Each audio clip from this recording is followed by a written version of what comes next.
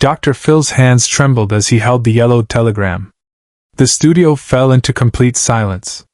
Cameras kept rolling, but nobody moved. For the first time in his career, the master of human psychology looked genuinely shaken. "Stop the tape," he whispered, then louder. "Stop the tape." What was written on that 1975 telegram would rewrite everything a family believed about their past. The morning had started like any other Dr. Phil episode. Margaret Chin, 67, sat across from Dr. Phil with her daughter Lisa, 52. They'd come to discuss Lisa's struggle with abandonment issues stemming from her father's disappearance when she was just 2 years old. Margaret had always told Lisa the same story. "Your father left us. He didn't want the responsibility." Lisa had carried that wound for 5 decades. "Lisa, you're here because you believe your father's abandonment shaped your inability to trust in relationships," Dr. Phil began, leaning forward in his characteristic pose. "And Margaret, you're here because you want your daughter to heal, but you've never fully explained what happened that day in 1975. Lisa nodded, wiping tears. "Dr. Phil, I just need to understand why he left. Mom says he just walked out, but I keep thinking if I was somehow to blame." "You were 2 years old," Dr. Phil interrupted. 2-year-olds don't drive fathers away. "Margaret, help me understand. What exactly happened?" Margaret's face tightened. "He left for work one morning and never came home. That's it. No note, no call, nothing." But Dr. Phil noticed something in Margaret's eyes, a flicker of pain that ran deeper than abandonment. It was the look of someone carrying a secret. Lisa turned to her mother. "Mom, Dr. Phil is right to push. I need the whole truth. I can't keep living with this emptiness." Dr. Phil studied Margaret's body language. Years of reading people told him there was more to this story. "Margaret, when someone vanishes without a trace, there are usually signs. Arguments, financial stress, another woman. What was happening in your marriage before he disappeared?" "Nothing unusual," Margaret said quietly. "Tom was a good man. A construction worker. He loved Lisa. Then why would a good man who loved his daughter just vanish?" Dr. Phil pressed. Margaret broke eye contact. "I don't know." "I think you do know," Dr. Phil said gently. "And I think whatever you're holding back is the key to Lisa's healing." The studio audience sensed the tension. Lisa reached for her mother's hand. "Mom, please. I'm 52 years old. I can handle the truth." Margaret began to cry. "You don't understand. Some truths are too painful." Dr. Phil leaned back. In his decades of doing this show, he'd learned to recognize the moments when someone was about to break. Margaret was right there. "Margaret, what are you afraid of telling Lisa?" "I'm afraid." Margaret's voice cracked. "I'm afraid she'll never forgive me." "Forgive you for what?" The words came out in a whisper. "For throwing away his letters." Lisa's head snapped up. "Letters? What letters?" Dr. Phil felt his pulse quicken. "Margaret, are you telling me Tom tried to contact Lisa after he left?" "He didn't leave," Margaret sobbed. "He was deployed." The studio went dead silent. Subscribe and leave a comment, because the most powerful part of this story is still ahead. Lisa stared at her mother in disbelief. "Deployed? What do you mean deployed?" Margaret could barely speak through her tears. "He got called up. Emergency deployment to Vietnam. The war was ending, but they needed engineers to help with the withdrawal. He tried to explain, but I was so angry. I was pregnant again, scared, alone with you." Dr. Phil's expression shifted from therapeutic distance to deep concern. "Margaret, are you saying Tom was military?" "Reserves." Margaret nodded. "Construction engineer. When they called him up, he said it would only be a few months. But I was terrified he wouldn't come back. Like so many others." Lisa's voice was barely audible. "So he didn't abandon us?" "No, baby. He loved you so much. But when the deployment extended, when months turned into a year, I told him not to come back. I told him we'd moved on. Dr. Phil stood up, something he rarely did during interviews. Margaret, what happened to Tom? I don't know. I stopped reading his letters. I returned them unopened. I wanted to protect you from the uncertainty, from the fear I was living with every day. The audience was riveted. Dr. Phil began pacing, his mind working through the implications. Lisa, did you know your father was military? I had no idea. Mom destroyed every picture, every memory. I thought he was just some guy who ran out on responsibility. Dr. Phil turned to Margaret. How many letters were there? Dozens. For 2 years, he kept writing. Sending pictures. Asking about Lisa. Sending money. And you kept none of them? Margaret broke down completely. I kept one. Just one. Dr. Phil paused mid-sentence. The studio went completely silent. Where is it?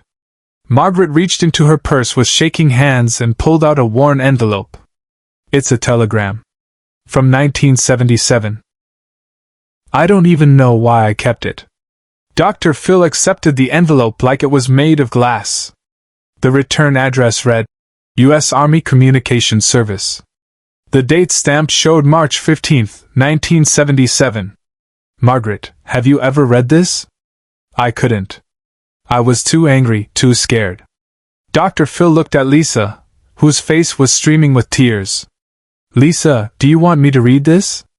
Lisa nodded, unable to speak. Dr. Phil carefully opened the telegram. As he read silently, his face went through a range of emotions, confusion, shock, then something approaching devastation. Oh my God! He whispered. The studio held its breath. Dr. Phil looked up at Margaret, his eyes filled with an intensity the audience had never seen. Margaret, did you know Tom was wounded? Margaret's face went white. Wounded? No. No, he never said. According to this telegram, Tom was injured in a construction accident during the withdrawal operations. He was hospitalized for 6 months. Dr. Phil's voice grew softer. It says he specifically requested that his family not be notified because he didn't want you to worry. Lisa gasped. Is he? Dr. Phil continued reading.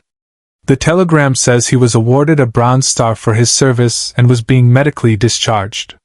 He paused. Margaret, it also says he was coming home. Coming home when? Margaret whispered. March 22, 1977. 1 week after this telegram was sent. The implications hit everyone at once. Margaret had been returning his letters right up until he was trying to come home. Off camera, Dr. Phil made a choice no producer expected. Stop recording, he told his crew. Everyone out. I need 5 minutes with this family. The studio cleared except for Dr. Phil, Margaret, and Lisa. In the silence, Dr. Phil sat down between them. Margaret, he said gently, there's more to this telegram. Tom didn't just say he was coming home. He said if he didn't hear back from you by March 20th, he would respect your wishes and start a new life elsewhere. He would never contact you again. Margaret broke down. What have I done? What have I done to my daughter? Lisa was crying too hard to speak. Dr. Phil continued, but he also wrote something else. He said no matter what happened between you two, he would always love Lisa, and if she ever wanted to find him when she was older, she could contact the Veterans Administration. Lisa looked up through her tears. Dr. Phil, is there any way he's still alive? Is there any way I could find him? Dr. Phil smiled for the first time since opening the telegram. Lisa, modern technology has made finding people much easier than it was in 1977. But I need to ask you something important. Are you prepared for any answer? He might be married, have other children. He might not want contact. Or he might have passed away, Lisa finished. I understand. But Dr. Phil, even if I can't meet him, I need to know who he really was. Dr. Phil nodded. Then let's find out. But what happened next is something no one in the room, or watching at home, saw coming. Dr. Phil walked off stage and returned with his phone. My production team has been researching while we've been talking. Lisa, what was your father's full name? Thomas Chin. Thomas Michael Chin. Dr. Phil looked at his phone, then at Lisa. Lisa, Thomas Michael Chin, Bronze Star recipient, lives in Sacramento, California. He's 74 years old. Lisa's legs gave out. She collapsed back into her chair. He's alive? He's not just alive, Lisa. He's been looking for you too. Margaret stared at Dr. Phil in disbelief. Looking for her? He registered with multiple veteran family reunion services. He's had a standing request with the VA for 45 years to be contacted if Lisa Chin ever tried to reach him. Lisa was sobbing so hard she could barely breathe. He's been waiting for me? Dr. Phil sat down and took her hands. Lisa, not only has he been waiting, but when my producers contacted him 20 minutes ago, he said he's been watching this show hoping you might someday be on it. The studio audience, who had been quietly let back in, erupted. He's been watching, Lisa whispered. All these years he's been watching. Dr. Phil smiled. Lisa, he's on the phone right now. He's been waiting 48 years to tell you he loves you. As Dr. Phil handed Lisa the phone, Margaret reached out and stopped her. Lisa, before you talk to him, I need you to know something. Your father wasn't the only one I lied to. You have a half-sister. Lisa stared at her mother. What? I was pregnant when your father left. I never told him. Sarah is 47. She lives in Portland. Dr. Phil shook his head in amazement. Margaret, are you telling me that Tom has 2 daughters he doesn't know about? Sarah knows about Tom, but I told her the same lie I told Lisa. That he abandoned us. Lisa looked at the phone in her hands, then at her mother. Mom, we're going to fix this. All of it. She answered the phone. Dad? The voice on the other end was strong but shaking. Lisa? Is it really you? It's me, Daddy. What followed was a conversation that lasted 47 minutes. The cameras caught every word, every tear, every laugh. Tom told Lisa about the pictures he'd kept of her as a baby. Lisa told Tom about her life, her struggles, her dreams. And when they hung up, they'd made plans to meet the following week. But Dr. Phil wasn't done. Lisa, your father asked me to give you something. He handed her a small box. Inside was a tiny silver bracelet with Lisa engraved on it, along with a note. I had this made for your 3rd birthday. I've carried it with me for 49 years, hoping someday I could give it to you. Love, Dad. Lisa held the bracelet to her heart and cried. Margaret looked at Dr. Phil. How do I make this right? How do I undo 50 years of pain? Dr. Phil's response was gentle but firm. Margaret, you start by telling the truth. To Sarah, to Tom, and most importantly to yourself. The pain you caused came from your own fear and trauma. Now you have the chance to turn that pain into healing for your entire family. Share and subscribe. Make sure this story is never forgotten. 3 months later, Lisa and Tom met at a restaurant in San Francisco. Sarah was there too. Margaret had finally told her the truth, and Sarah had flown in from Portland. The reunion was everything they'd all hoped for and more. Tom had indeed remarried, to a woman named Ruth who had encouraged him to never give up looking for his daughters. Ruth welcomed Lisa and Sarah with open arms. Tom walked Lisa down the aisle at her wedding 6 months later. Sarah's children finally met their grandfather. And Margaret began therapy to deal with the trauma that had caused her to make such devastating choices. The silver bracelet became the symbol of their reunited family. Lisa wore it every day, and when she had a daughter of her own, she passed it on with the story of how Dr. Phil helped bring their family back together. For Dr. Phil, the episode became one of his most meaningful. The 1975 telegram was framed and hangs in his office as a reminder that sometimes the most powerful healing comes from facing the truths we're most afraid to tell. The episode aired with a special message. If you're a veteran looking for family, or a family member looking for a veteran, there are resources available to help. Sometimes the people we think are lost are actually still looking for us too. As Dr. Phil often says, You can't change your past, but you can change your future.